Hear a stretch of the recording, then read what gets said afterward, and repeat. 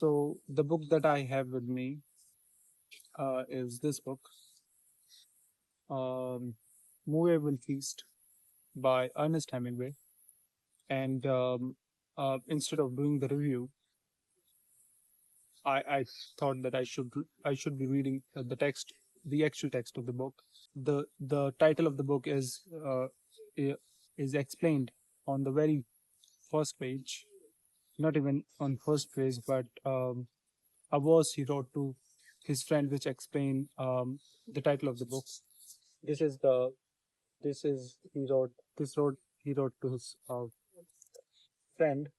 If you're lucky enough to have lived in Paris as a young man, then wherever you go for the rest of your life, it stays with you. For Paris is a movable feast. So now I will start with the first chapter. Shall we? Then there was a bad weather. It would come in one day when the fall was over. It would have to shut the windows in the night against the rain, and the cold wind would strip the leaves from the trees in the place counterscarp.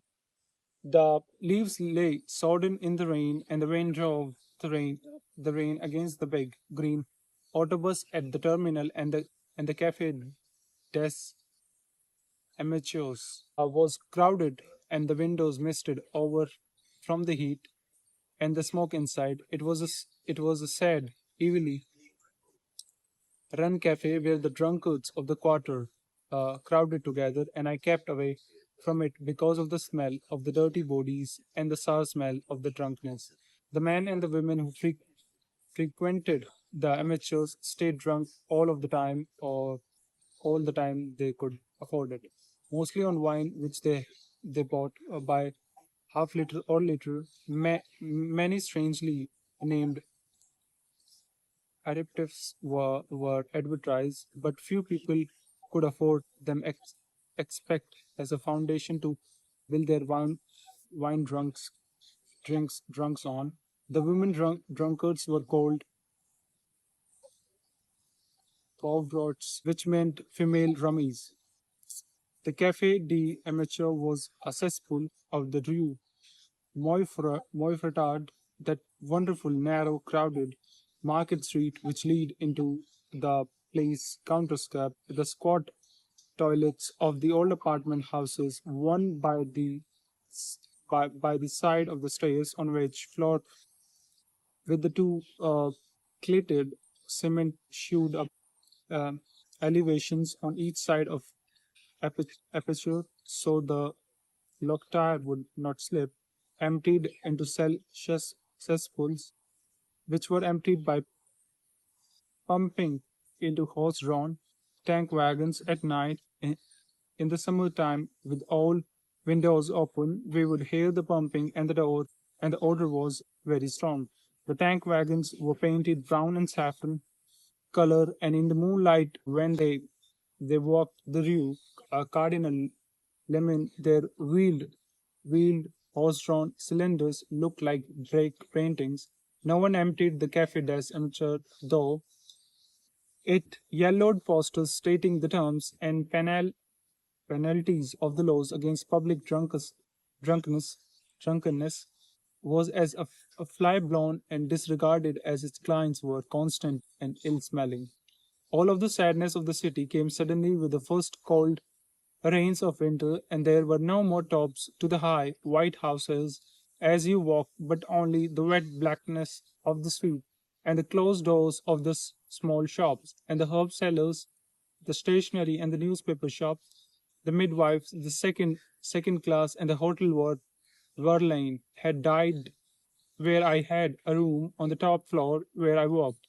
It was either 6 or 8 flights up to the top floor, and it was very cold, and I knew how much it would cost for a bundle of small twigs, 3 wire wrapped packets of short half pencil length pieces of split pine to catch fire from the twigs, and then the bundle of half dried length of hardwood that I must buy to make a fire that would warm the room. So I went to the far side of the street to look up at the roof in the rain and see if any chimneys were going and how the smoke blew. There was no smoke, and I thought about how the chimney would be cold and might not drown and of the room possibly filling with smoke and the fuel wasted and the money gone with it, and I walked on it in the rain.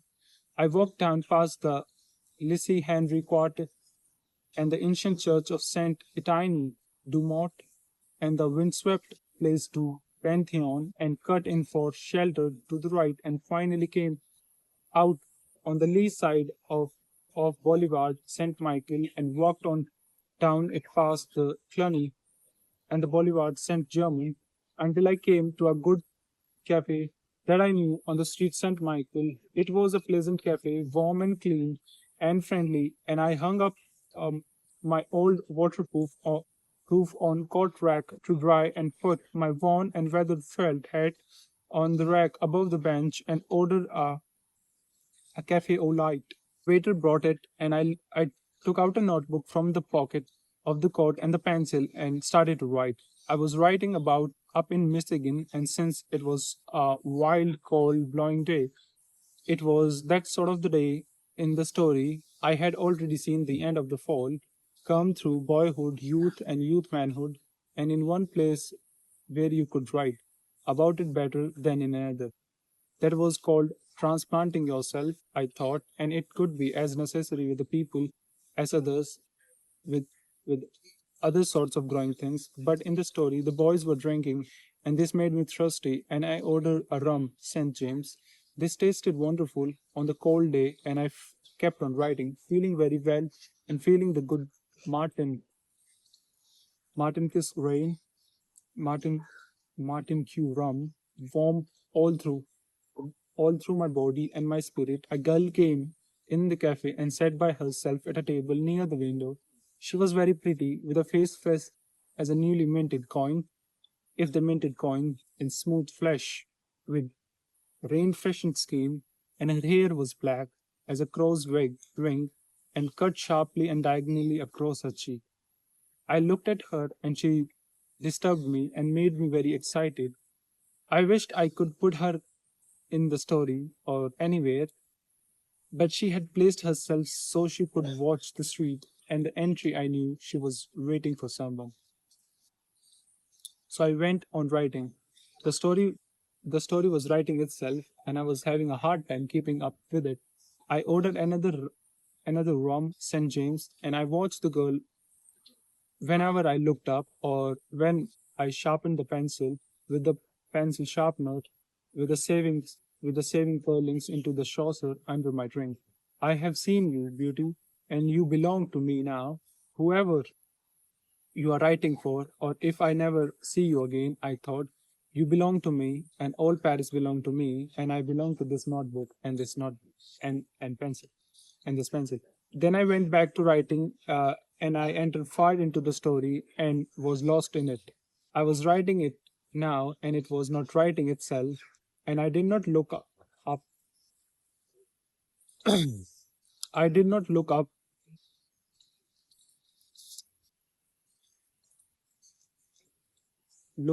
nor know anything about the time, nor think where I was, nor order any more from James. I was tired of from St. James without thinking about it. Then the story was finished. I was very tired. I read the last paragraph and then I looked for the girl and she had gone. I hope she's gone with a good man, I thought. But I felt sad. I closed up the story in the notebook and put it inside my pocket. And I asked the waiter for a dozen, I don't know the word,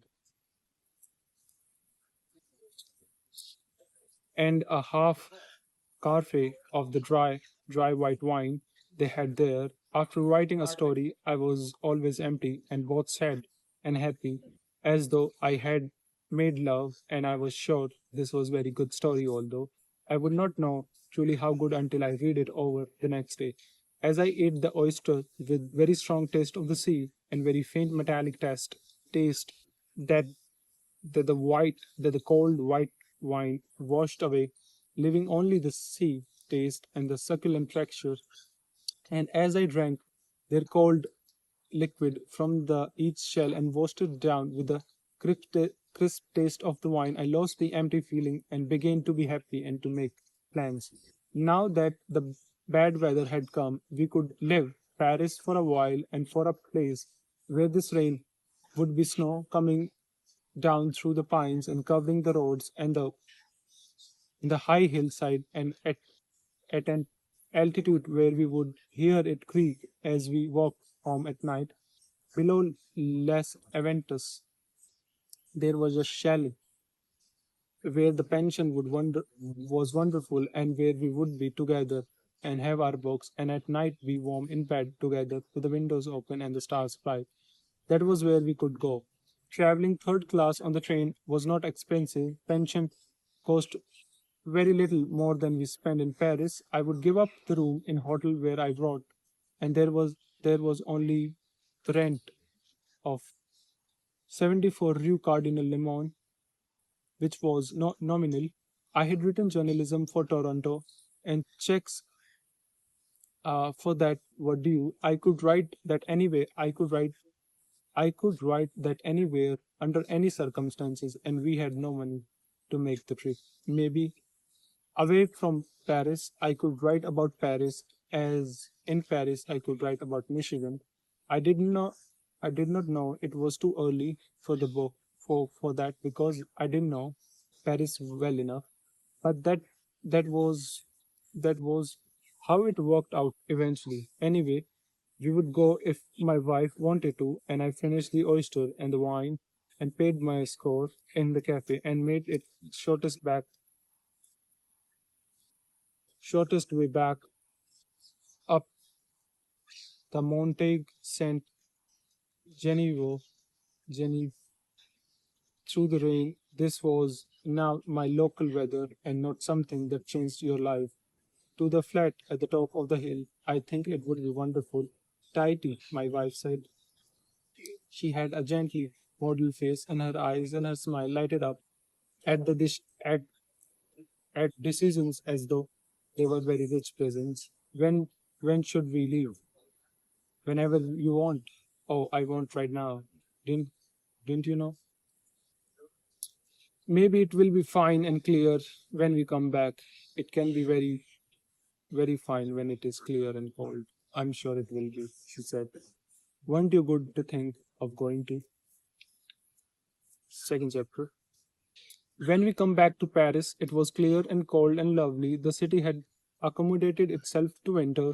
There was good wood for sale, and good wood for sale at the wood and the call place across our street, and there were braziers outside of many of the good cafes so that you could keep warm on the terraces. Our own apartment was warm and cheerful. We burnt bullets which were modeled